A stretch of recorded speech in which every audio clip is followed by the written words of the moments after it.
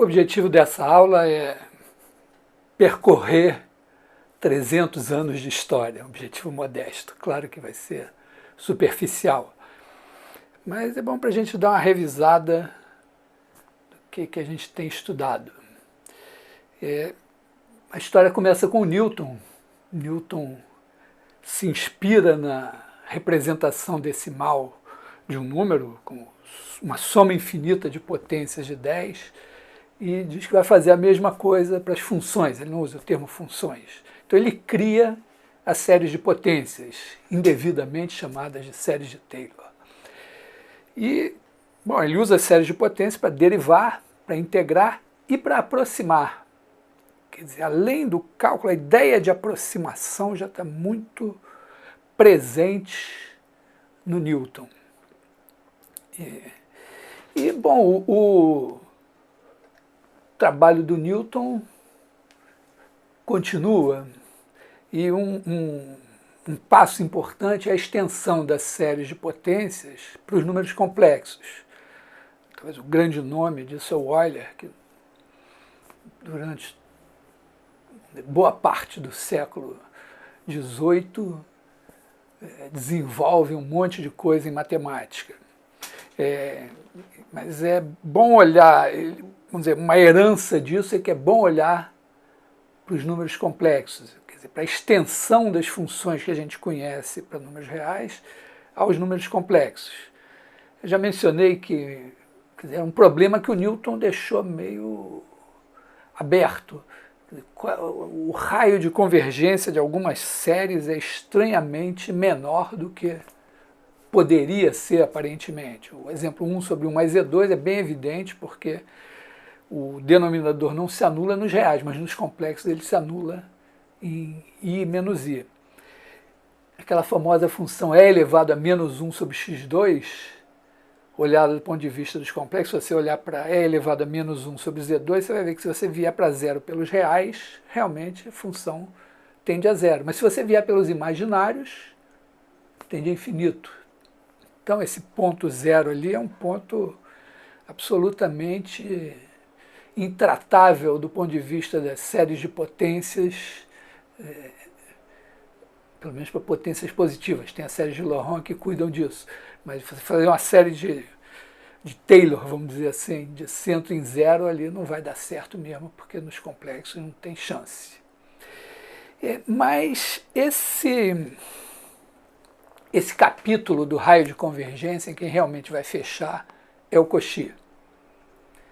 O Cauchy, que viveu aí trabalhou na primeira metade do século XIX, ele olha então para uma função de variável complexa como função e olha para a diferenciabilidade no sentido complexo. Quer dizer, toda função dada por série de potência, você definir a derivada no sentido complexo, como limite de f de z mais h menos f de z sobre h. Com h complexo, dá para dividir por h complexo.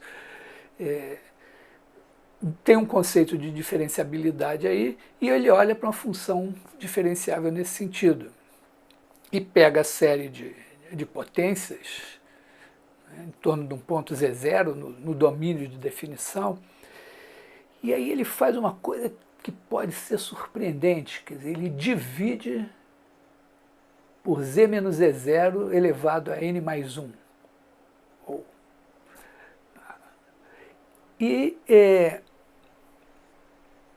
Olha para essa soma e aí integra dos dois lados uma integral sobre uma curvinha em torno de z0.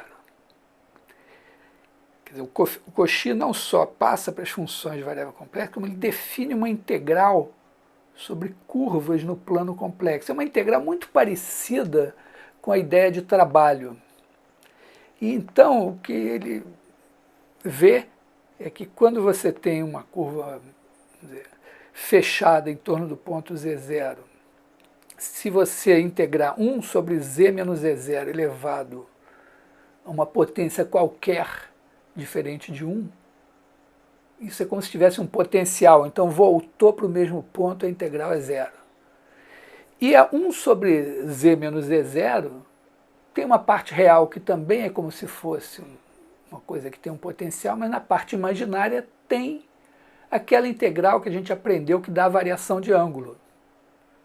E aí, em vez da integral dar zero, ela dá 2π vezes o número de voltas, vezes i, porque você está no caso complexo. E aí ele tira uma fórmula que permite calcular todos os coeficientes da série de potências a partir de uma integral que só envolve os valores de f. E aí, mais um passo, e você, vamos dizer, descobre que funções de variável complexa, se elas são diferenciáveis no sentido complexo, basta ser derivável uma vez numa região que vai ser infinitamente diferenciável, vai ter série de potências e tudo.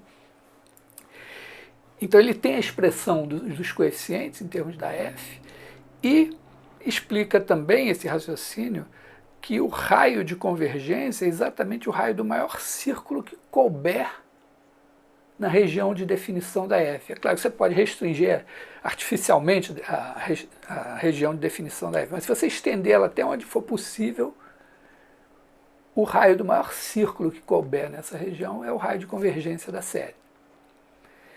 Então, de certa forma, o Cauchy fecha, né, mais de 150 anos depois, ou digamos 150 anos depois, o capítulo das séries de Newton. Não que terminou, porque, com a criação das funções de variáveis complexas, abre um boqueirão, uma área de pesquisa e de aplicações muito grande. E o contemporâneo do Cauchy, Fourier, vai abrir um novo capítulo. Para explicar um pouco, eu queria recorrer, primeiro, a gente pensar num problema que é o sistema massa-mola. Quando você pega o sistema massa-mola, você tem a força em função do afastamento da massa da posição de repouso, tem essa lei conhecida como lei de Hooke, que não é de Hooke, mas, e você tem essa equação diferencial. M, a massa vezes a aceleração é uma constante negativa vezes a posição. E é interessante você resolver esse problema usando a ideia do Newton. Você escreve a função x de t como uma série de potências em t, deriva termo a termo na série, joga na equação, e aí você vai ter uma relação de recorrência que, quando você resolve, você descobre que a solução é uma combinação linear de senos e cossenos. Bom problema para a prova, né? Bom, quando você passa para o problema análogo da corda vibrante, né, é parecido, quer dizer, a mola está oscilando, a corda também está oscilando. A diferença, né, é que você, a cada instante t, o estado da mola pode ser descrito por uma função de x. É diferente. No caso no caso da mola, você tem o estado dado por um número, que é a posição de x. No caso da corda, o estado é descrito por uma função que diz como é que é a foto da mola, da corda, naquele instante. Esse problema vai ser estudado pelo Euler, pelo Daniel Bernoulli, pelo D'Alembert e tal, tem célebres polêmicas, e o Daniel Bernoulli acredita fortemente na ideia de que a solução é dada por uma soma infinita de senoides, de funções trigonométricas, mas com a corda fixa nas extremidades de senoides. E ele acredita nisso, mas ele não tem como provar isso, o Euler não acredita, principalmente porque há já uma percepção de que, no caso de uma corda, né, você pode puxar a corda, ficar com uma função assim, tipo, com um bico, que vai ter um ponto em que ela não é diferenciável, e o Euler argumenta que funções senos, cossenos, funções dadas por série de potências nunca vão dar conta disso. E essa história meio que fica por aí. Tem o problema irmão do problema da corda, que é o problema que o Fourier vai estudar, é o problema da propagação do calor. Também a mesma coisa, que se você pensar um problema idealizado, um fio, né, isolado, com transferências de calor ali dentro, então o estado do sistema é a função que descreve a temperatura de cada ponto do fio. Então, de novo, ela evolui no tempo, e assim como a corda é dada por uma função U de t e x, a distribuição de temperatura evoluindo no tempo é dada por uma v de t e x. Cada vez que você para t, você tem uma função de x. Claro, o problema evolui diferente, né? A mola fica vibrando, estou chamando sempre de mola, a corda fica vibrando, a distribuição de temperatura costuma, se não tiver nada mais acontecendo, tender para um certo equilíbrio. São fenômenos diferentes, mas a maneira de encarar tem uma semelhança entre eles. O problema vamos dizer, da propagação do calor ou da corda poderiam ser abordados do ponto de vista newtoniano, né? Você poderia pensar, bom, a função v de t e x é dada a cada instante t por uma série de potências. Os coeficientes a n de t é que vão variar. Só que pela característica da equação que rege o fenômeno, não vai funcionar. É legal fazer essa conta, fazer essa tentativa. Quer dizer, no caso da mola, você faz e funciona, é uma beleza. No caso da corda ou da propagação do calor, quando você joga na equação e vai substituir a equação, derivar em t, derivar em x, porque tem derivadas em t e em x, o método criado pelo Newton não funciona. E, bom, o Fourier vai mais longe que o Daniel Bernoulli, porque ele pega o problema da propagação do calor e chega à conclusão que tem que escrever a solução em termos de série de potências. Ele na verdade, ele deduz a equação, estuda o fenômeno, estabelece uma lei de propagação do calor, deduz a equação e resolve. Mas ele resolve como? Escrevendo, não como uma soma de potências de x, mas como uma soma de senos e cossenos. Você acha que ele trabalha mais com senos. Vou tentar resumir a ideia do Fourier. Ele chega na equação, quer dizer, ele tem uma função de t e x, que estou chamando de v, e diz que se você derivar essa função pensando o x como constante, derivar em relação a t, a menos de constantes que eu joguei fora, isso dá igual a segunda derivada dessa função em relação a x. Teria muito a dizer sobre isso, mas pensa só nessa equação. Então, ele vai escrever a função como um somatório de seno de t, o n de x. Esses n são os senos e cossenos. Eu estou botando o n para ficar mais conciso. Quer dizer, em vez de o n de x ser x elevado a n, ele bota cosseno de nx, seno de nx, mas é uma infinidade de funções assim. E o principal nessa história, né, é que essas UN têm a seguinte propriedade: quando você deriva duas vezes em relação a x, dá múltiplos da própria função. É exatamente o que acontece com senos e cossenos. Quer dizer, você deriva o seno duas vezes, seno de nx duas vezes, dá menos n ao quadrado seno de nx. O cosseno de nx é a mesma coisa. Isso é o que vai ser crucial para a coisa funcionar. Então, se você escreve a sua função como somatório sn de t, o n de x, se você derivar em relação a t, dá somatório de cn' de t, o n de x. Se você derivar em relação a x duas vezes, vai dar somatório de cn de t, lambda n, o n de x. E agora, se você igualar, pensando que os coeficientes de un tem que ser cada um igual, né? Quer dizer, o coeficiente de U1 do lado esquerdo tem que ser igual ao coeficiente de U1 do lado direito, de U2, de U3, de U0 e tal, você fica com para cada n uma equação diferencial, Cn' de t igual a lambda n Cn de t, que é super mole. Essa resolve pelo método lá do Newton, e você sabe que vai dar Cn de 0 vezes e elevado a lambda nt. Pronto, é isso. Mas tem um passo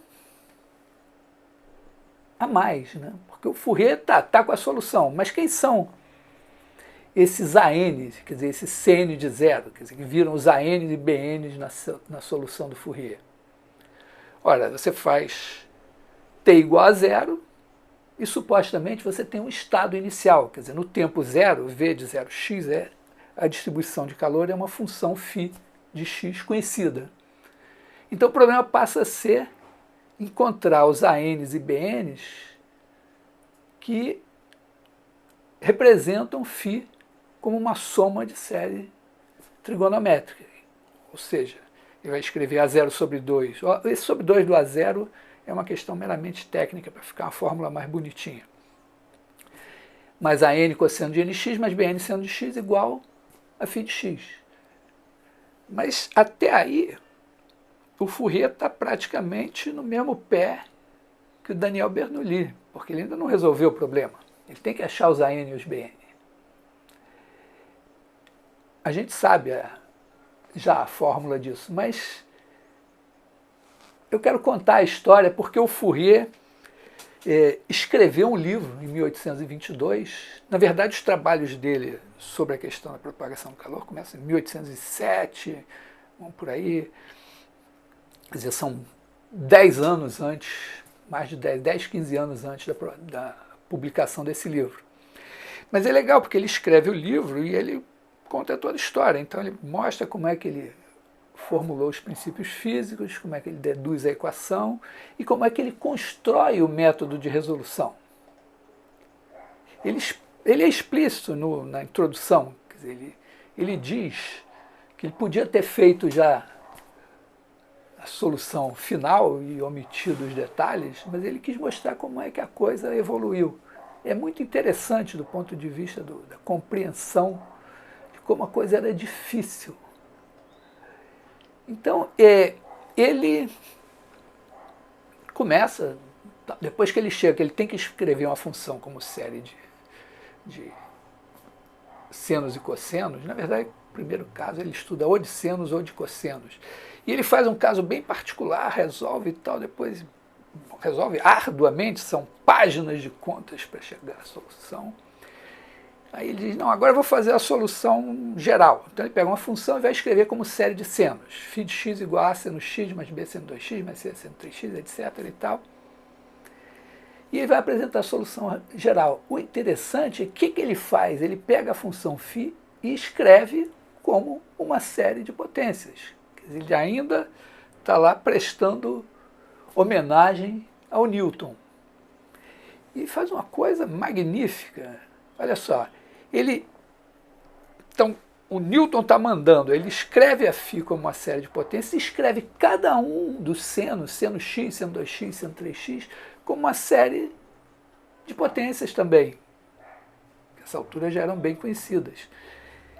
E aí, olha, eu coloquei nas colunas, quer dizer, na primeira coluna, a φ que ele já ajeitou, botou os coeficientes de uma maneira que ficasse mais fácil para resolver o problema. E aí bota o A seno x, B seno 2x, C seno 3x. E a ideia seria φ de x é a soma da coluna da esquerda. O A seno x é a soma da segunda coluna, o B é a terceira. Então, a soma da primeira coluna é a soma das somas das colunas. Mas você pode somar nas linhas, quer dizer, você vê que se você pegar o coeficiente de x em cada um dos senos e somar, tem que dar o coeficiente de x na φ. É a ideia do Fourier. E aí ele faz isso para o coeficiente de x, para o de x3, para o de x5, para o de x7, para o de x9, etc. Porque como ele está, não falei isso, mas como ele está expressando uma função como série de senos, é natural para ele pensar, bom, o seno só tem potências ímpares de x. Então ele já pegou a função e já escreveu com uma soma de potências ímpares de x. E aí ele pega isso e monta um sistema infinito, que é esse aí, ó. essa é a foto do livro dele, e fica esse sistema que ele tem que determinar os Azinho, Bzinho, Czinho, Dzinho, Ezinho, Fzinho, etc., em função do A grande, B grande, C grande, D grande, E grande. É um sistema linear. Infinitas equações, infinitas incógnitas. E aí o que ele faz? Ele resolve esse sistema. Tem, aliás, uma curiosidade, que se você olhar e for meio versado, você vai ver, pô, tem um Vandermonde aí. O Fourier é um pouco depois do Vandermonde. Ele certamente conhecia o trabalho do Vandermonde, mas esse nome Vandermonde não existia. Esse negócio foi uma invenção 100 anos depois do Vandermonde que apareceu esse nome Vandermonde. Então, ele não faz nenhuma menção ao Vandermonde nessa história. E ele resolve.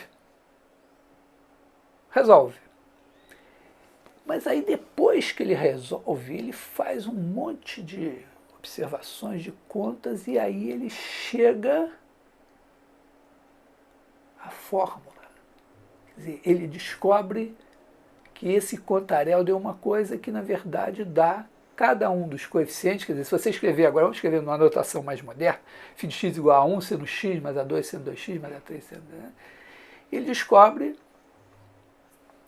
que, na verdade, bastaria ele multiplicar dos dois lados. Se ele quer o coeficiente aí, basta ele multiplicar dos dois lados pelo seno de x, integrar de 0 a π, no caso, e ele vai ter todas as integrais zero menos uma que corresponde ao seno quadrado de x. E aí ele tira a famosa fórmula dele. Eu achei isso lindo. A primeira vez que eu vi isso, eu estava acho que na graduação, ou no começo do mestrado, eu entrei na biblioteca, peguei o livro do Fourier e achei isso maravilhoso, que ele tenha deixado isso lá. Quer dizer, ele faz pelo método que seria razoável do ponto de vista do Newton, e depois é que ele descobre. Ele não foi direto e achou isso, não.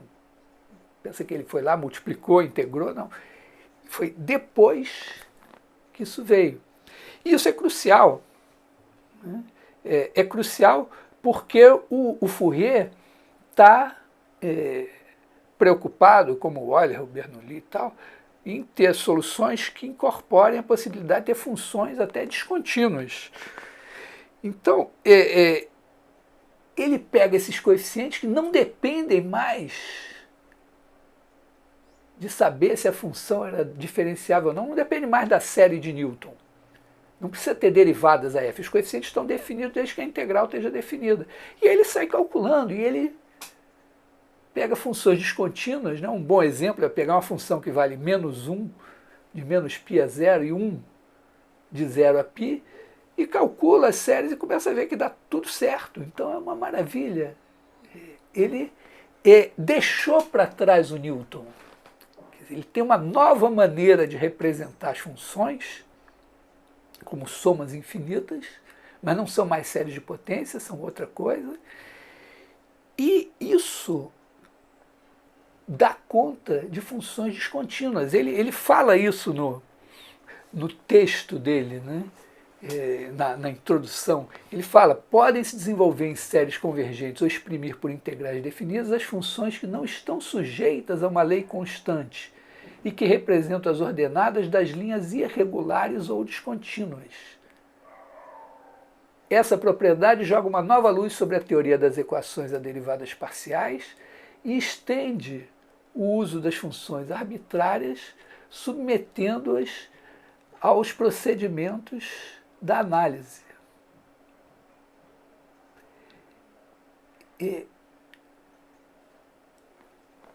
Quer dizer, ele está dizendo: eu incorporei a análise funções, porque função naquele tempo era função série de potências e tal. Ele incorpora as funções descontínuas, ele força as pessoas agora a considerarem funções que eram meio marginais como funções que podem ser tratadas pela análise, tem a ver com o fenômeno físico. Então, ele sabe que ele fez uma coisa nova. É claro que o Newton continua, porque a ideia de aproximar uma função por uma soma infinita, de truncar e ter uma boa aproximação, essa ainda está em vigor, mesmo com a mudança proposta pelo Fourier. E o Fourier tem expectativas em relação ao que vai acontecer. Ele também explicita isso, né? Quer dizer, ele fala que a análise que formamos será deduzida de métodos mais gerais, ou seja, mais simples e mais fecundos, comuns a várias classes de fenômenos. Quer dizer, ele espera que ele está abrindo uma porta e que no futuro isso vai ser desenvolvido.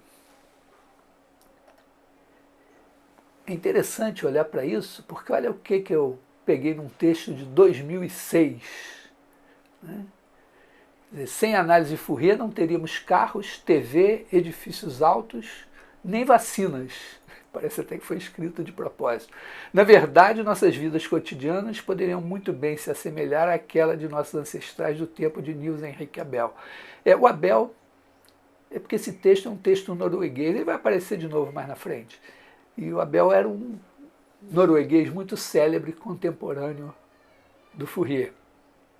Então, já anuncio que o futuro da série de Fourier foi esplendoroso. Mas tem uma questão que se coloca logo para a série de Fourier, que é a questão da convergência. Do ponto de vista matemático, tem um problema, porque a gente conhece a convergência simples, que é a convergência mais natural, quer dizer, Fn de x converge para f, se Fn de x converge para f de x em cada ponto, é a convergência simples. Tem a convergência uniforme, que é bem adequada à série de potências, né? Que exige que, vamos dizer, o gráfico das Fn fique colado no gráfico da f, na medida que n cresce.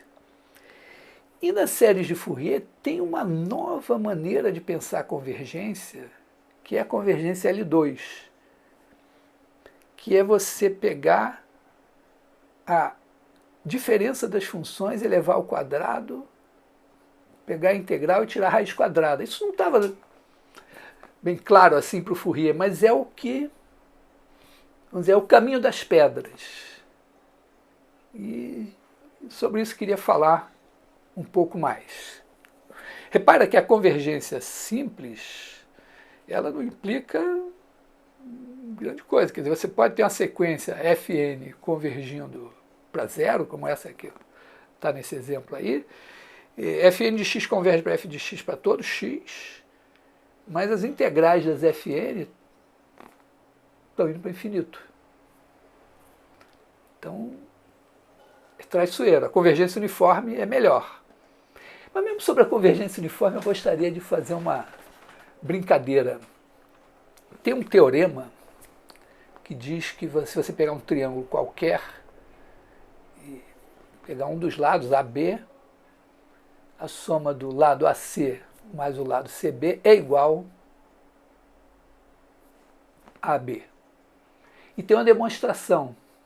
Olha a demonstração. Você parte os lados AC e BC no meio, joga para baixo e você tem uma linha quebrada que tem o mesmo comprimento de AC mais BC. Depois você reitera isso e você vê que esse negócio está convergindo para AB. Então, como é que o negócio está convergindo para AB e é igual a soma de AC mais BC? Então, isso demonstra que AC mais BC é igual a AB. Bom, claro que está errado, né? Mas é uma convergência uniforme. Hein?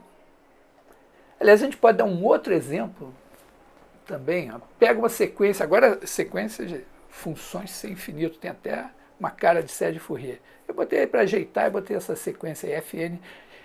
Porque você pega uma senoide e divide por 1 sobre raiz de n. E eu somei mais 1 sobre raiz de n para ela não ficar para baixo do eixo do x.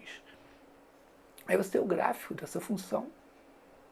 E veja só, na medida que n cresce, isso está tendendo a zero, por causa do 1 sobre raiz de n ali. Está tendendo a zero, uniformemente.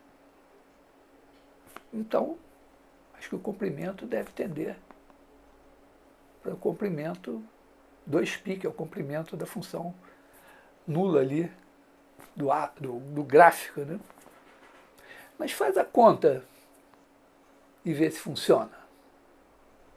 Então, também a convergência uniforme, se você não for cuidadoso, tem seus perigos. É bom para a gente entender por que a gente tem que questionar certas coisas. E a história, essa convergência L2, para a gente entender essa convergência L2, a gente tem que... É uma história longa. E a gente pode começar pensando numa coisa bem geométrica, que é o produto escalar. O produto escalar foi inventado pelo Hamilton em 1843. É uma história muito legal. Tem um videozinho, né? Fiz com a Luana, o vídeo da Luana, o trabalho dela de iniciação artística e cultural, e conta a história da criação do produto escalar. Mas é isso, ele tem essa noção que o produto escalar de U por V é norma de U, norma de V vezes o cosseno do ângulo entre eles, e você, olhando para o produto escalar, você tira facilmente essas propriedades 1 a 4 que estão aí. Talvez a mais, que pediria uma figurinha, tem vídeo meu também para isso, né, que é a distributividade. E bom, o que eu queria observar é o seguinte, que feito isso, olha, você pode definir duas coisas importantes em termos de produto escalar. Quer dizer, a norma de U pode ser definida agora como a raiz quadrada do produto escalar de U por U. Quer dizer, se você só tem o produto escalar, e o produto escalar tem uma fórmula, né, em R3, que não envolve cosseno. Então, ele é super importante porque você consegue agora medir o comprimento de um vetor em termos do produto escalar e também dizer o ângulo. Vamos nos limitar a dizer, olha, se eles são perpendiculares, a gente pode expressar isso dizendo que o produto escalar deles tem que ser zero. Ser perpendiculares é equivalente ao produto escalar ser zero. E aí, olha só, a gente pode pegar o teorema de Pitágoras e observar o seguinte, vamos enunciar o teorema de Pitágoras em termos de tamanho. Então você pega dois vetores U e V perpendiculares, U mais V é a hipotenusa, então a norma de U mais V ao quadrado é a norma de U ao quadrado, é a norma de V ao quadrado. Agora olha a demonstração usando o produto escalar.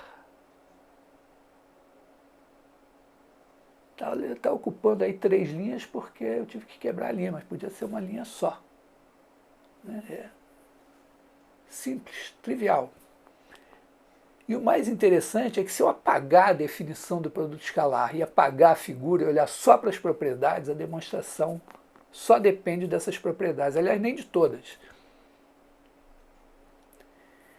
Isso é uma ideia muito poderosa e que vai demorar mais de 100 anos para ser realmente compreendida.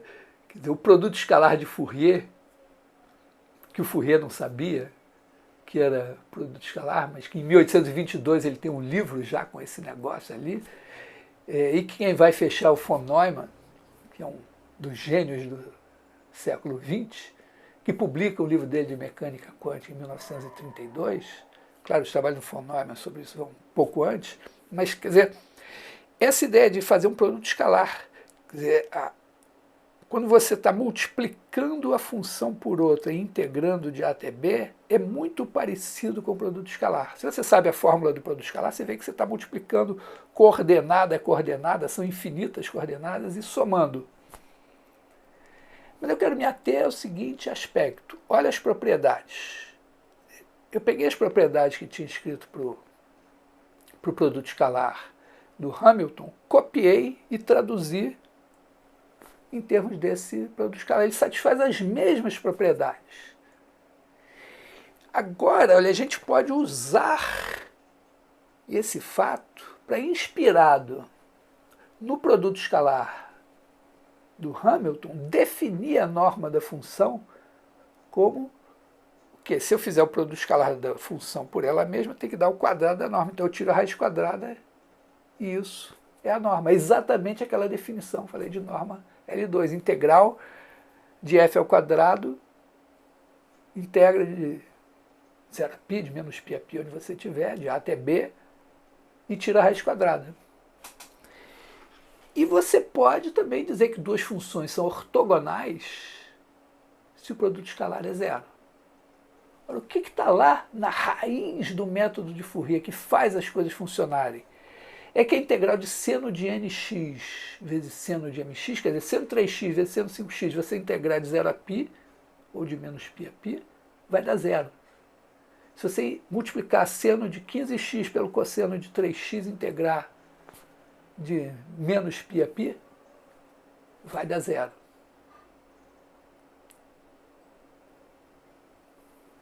Então, isso aí não pode ser desprezado. Esse é o caminho das pedras das séries de Fourier. E olha que bonito. Teorema de Pitágoras. Vamos enunciar. É a mesma coisa, né? Quer dizer, você, f e g são perpendiculares se o produto escalar é zero.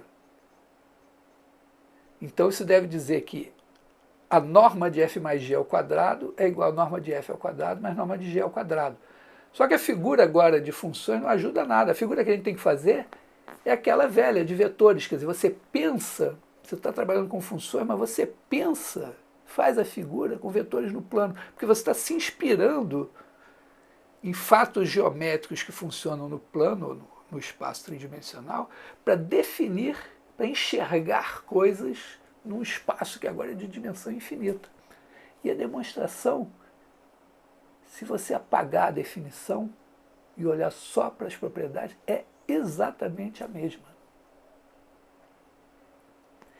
Funciona tudo bonitinho. Tem um detalhezinho que se você trabalhar com funções contínuas, essa propriedade que o produto escalar de f por f igual a zero implica que f igual a zero, vale. Mas se você admitir funções com descontinuidade, você sabe que se você alterar, botar uma função que era zero, botar 1 num ponto, ela não é mais nula, mas o produto escalar dela por ela continua nulo. Isso, na verdade, é contornado dizendo que, do ponto de vista das séries de Fourier, funções cuja diferença em módulo tem integral zero são equivalentes. Depois vem um conceito mais palpável que o Lebesgue vai criar quase 80 anos depois do Fourier, ou quase 100, na verdade, porque se você botar o Fourier em 1807, o Lebesgue mais ou menos 1900. Então, esse produto escalar é o caminho das pedras.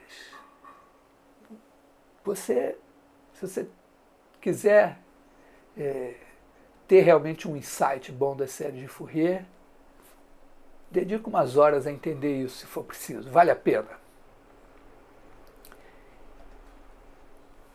Então, o que distingue as séries de Fourier?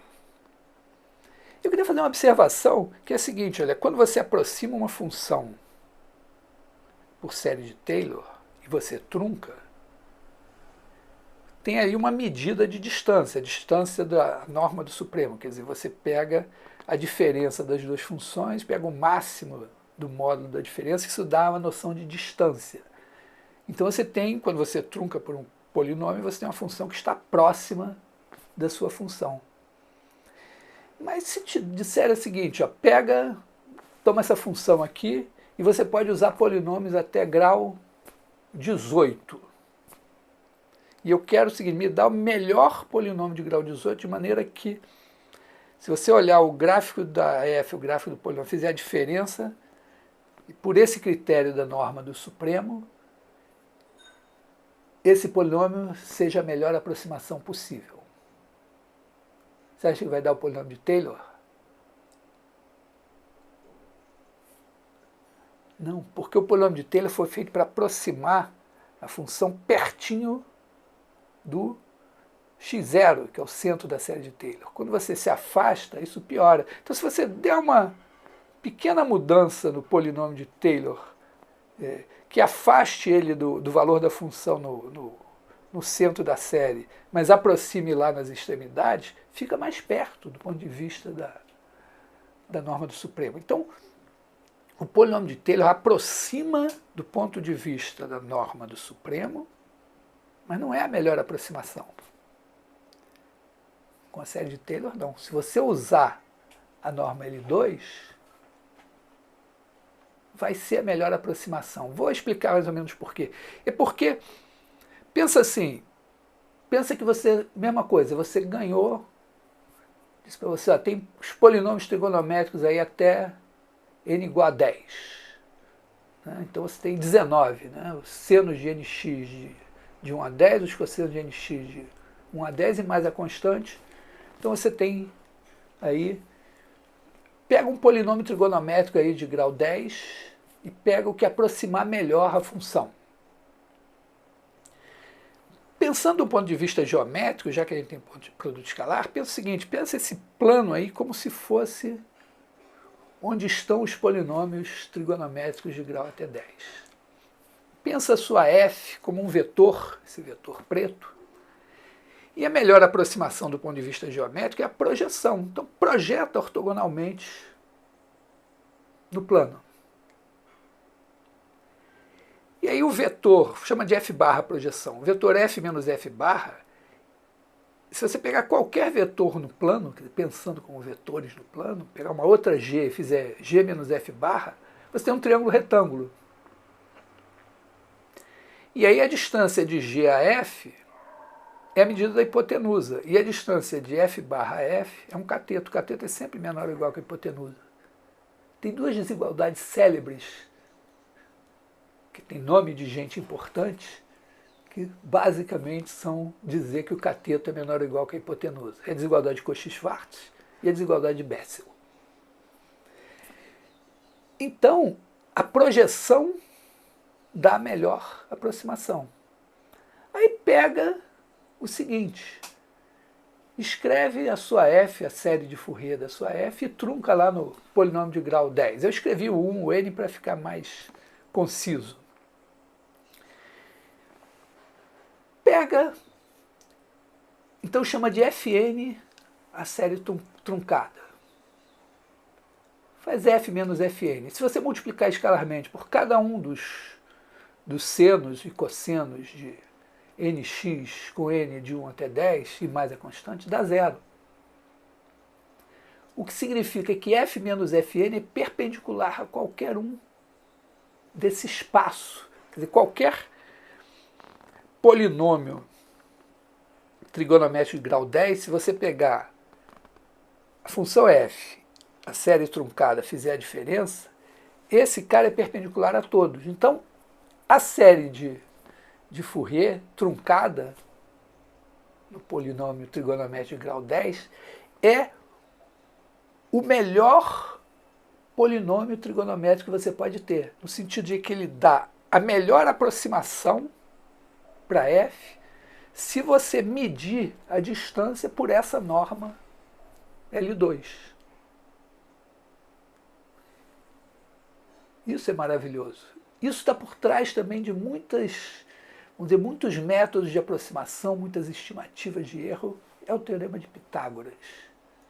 Quer dizer, então pensa o link. Vem a geometria euclidiana com o seu famoso teorema de Pitágoras. Você dá a maneira de recriar essa geometria com vetores introduzindo o produto escalar. E pela necessidade de resolver o problema da propagação do calor, o Fourier encontrou esse produto escalar. Tropeçou nele. E é esse produto escalar que faz as coisas funcionarem. Tem ideia como é difícil? Isso não era compreendido. O Fourier não tinha essa visão. O produto escalar, aliás, do Hamilton, você vê, o Fourier morreu em 1830, o produto escalar do Hamilton foi aparecer em 1843. O Fourier não tinha nenhuma chance de se inspirar nessa ideia geométrica como estou fazendo aqui. E demorou, hein? Por volta de 1900, a primeira década do século XX, as pessoas começaram a pensar que usando os coeficientes de Fourier, você tinha coordenadas, tinha uma espécie de geometria analítica, que tinha essa norma assim. O Lebesgue já tinha introduzido a integral dele, que vai ajudar muitas coisas, mas realmente é o von Neumann já aí nos anos 20, chegando em 1930, que vai dizer, não, é isso, tem um espaço de funções e eu posso colocar um produto escalar que é igualzinho, vamos dizer, nem se percebia que o Fourier fazia era igual ao que fazia o Hamilton, bota um produto escalar, e aí você tem um espaço de funções que tem propriedades geométricas maravilhosas. Então, eu insisto, tenta entender, tenta fazer essa passagem, quer dizer, porque se você olha a série de Fourier do ponto de vista geométrico, tem muitas coisas célebres e tal que nas contas você olha para aquilo e diz, caramba, como é que o cara teve essa ideia? Se você olhar do ponto de vista geométrico, é absolutamente óbvio. Não tira o mérito do cara que fez, porque quando ele fez não tinha essa interpretação geométrica. Agora temos o problema que é o seguinte, o Fourier era um cara de sorte. Ele não só, as séries dele abrem caminho para a geometrização da análise, mas ele criou para resolver o problema da propagação do calor. Imediatamente ele pegou, aplicou o problema das vibrações mecânicas. O que ele não sabia é que nas décadas a seguir iam acontecer em física duas coisas super importantes e que a série de Fourier iam estar ali para ajudar a resolver os problemas, a formular algumas coisas.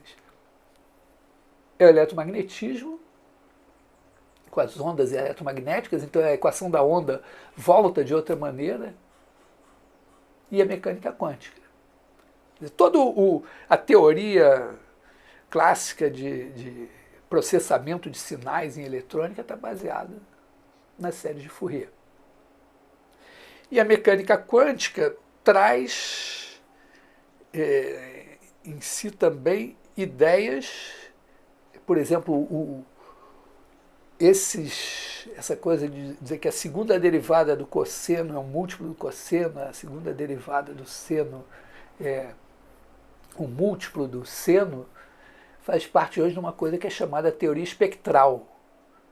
E esse nome teoria espectral vem da mecânica quântica. Então, quando o Fourier diz, vai ter métodos mais gerais e tal, pois é, a teoria espectral é o método mais geral em que a série de Fourier se encaixa. Mas voltando especificamente à série de Fourier, tem a questão da convergência.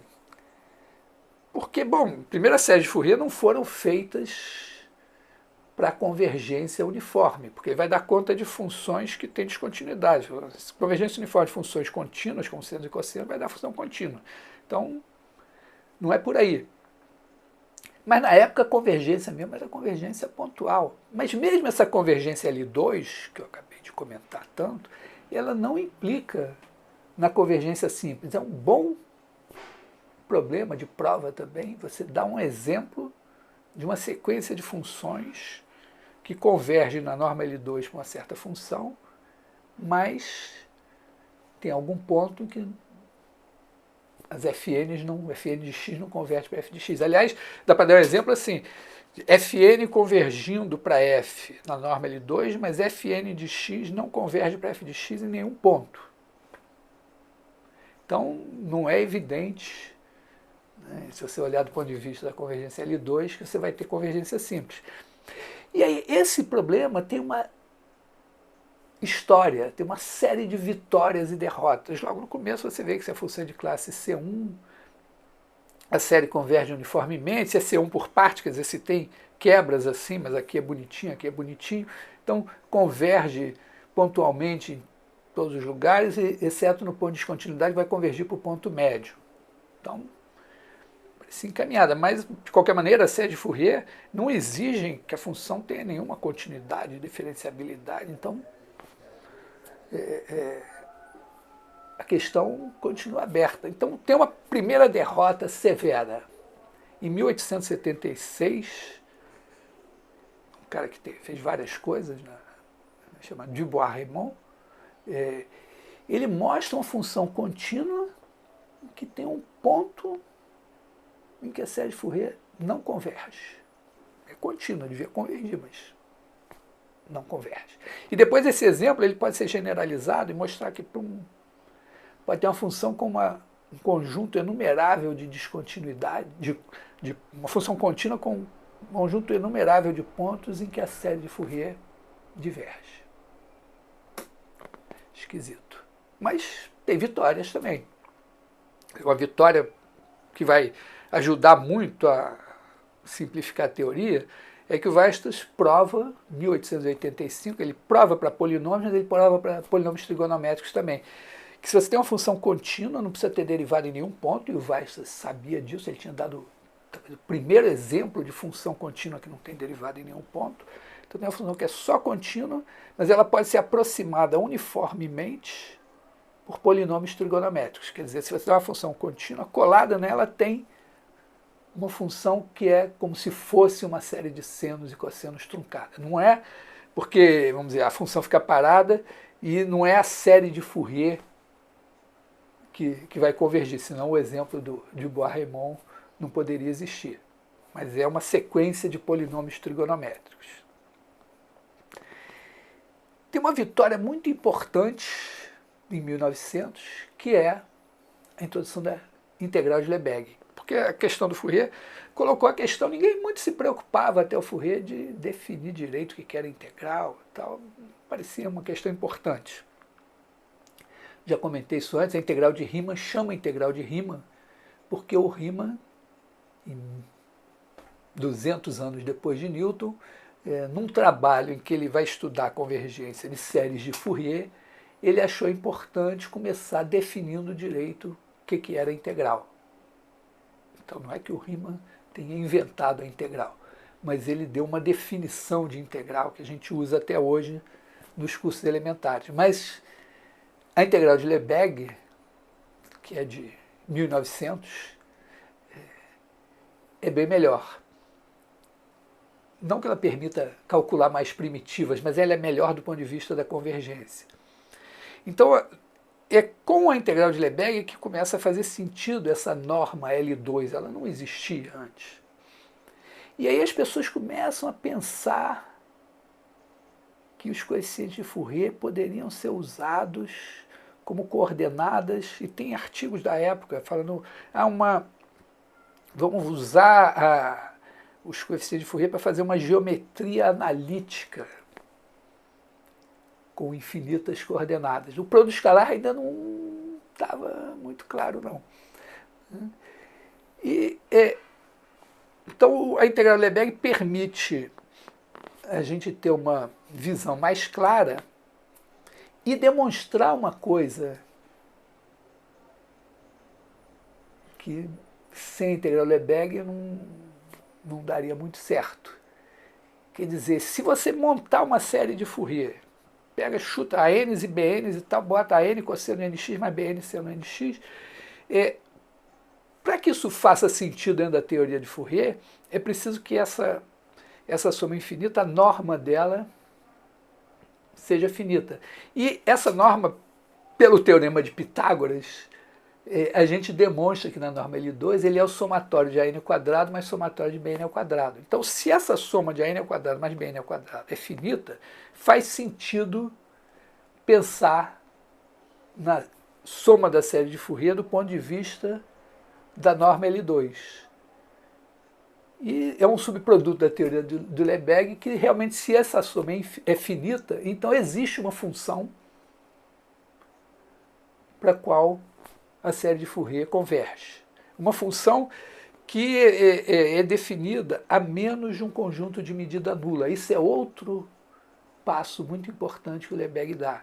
Quer dizer, fica claro que do ponto de vista da integral de Lebesgue, duas funções que diferem em um conjunto de medida nula são a mesma coisa. Então, por exemplo, a função que vale 0 nos racionais e 1 nos irracionais, e a função que vale 1 em todos os pontos, são a mesma função, e a integral é 1. Então esse é um exemplo de uma função que não é integrável a Riemann, mas que do ponto de vista da integral de Lebesgue é integrável, porque ela é a função 1. Então, é claro, já que fica a expectativa de que as séries de Fourier devam convergir pontualmente, vamos dizer, na melhor das hipóteses, a menos de um conjunto de medida nula. É o que a gente chamou de convergência QTP, em quase toda parte, que vem do francês presque partout. Então essa é a expectativa. Quer dizer, o Lebesgue, vamos dizer, colocou a bola na marca do pênalti e disse, ó, é isso aqui que tem que ser feito, esclarece a norma L2, o tipo de convergência que espera, então está tudo maravilhoso. Só que em 1928, tem um primeiro trabalho um pouco antes, depois uma versão mais geral, em 1928, um grande matemático soviético na época, Kolmogorov, dá um exemplo de uma função integrável, Lebesgue, cuja série de Fourier diverge em todos os pontos. Não é a menos de um conjunto de medidas, não. Em todos os pontos. Matou a pau, acabou. Aí não tem mais jogo, né? Então parece assim que acabou. Mas eu vou voltar naquela... Mas o sucesso vamos dizer, na física, na engenharia, é crucial. Quer dizer, aquela citação que eu falei antes, que fala dos carros, da TV, das vacinas, podia falar dos computadores também, não sei por que não falou, né? Continua válida.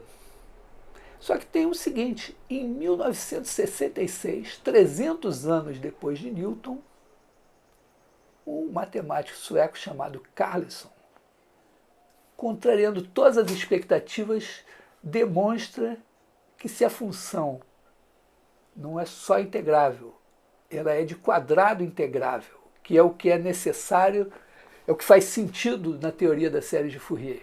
Embora não pareça ter nada a ver com convergência simples, a hipótese de que a função é de quadrado integrável é diferente da hipótese dela ser só integrável. É um pouco mais exigente. Isso faz toda a diferença. Ele mostra que se a função é de quadrado integrável, então a série de Fourier converge em todos os pontos, exceto, possivelmente, o conjunto de medida nula, que era a grande expectativa, a vitória final. E essa citação, que eu tinha tirado, vem junto de outra, num briefing para a imprensa, vamos dizer, uma coisa assim, de divulgação,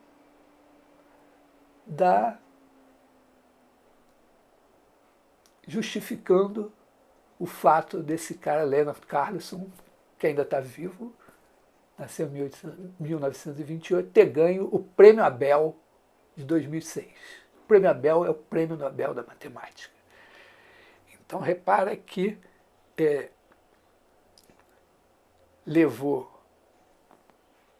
160 anos entre o Fourier criar a teoria dele, 150, vamos abreviar, como foi no caso do Newton. Quer dizer, do Newton para o Cauchy são 150 anos.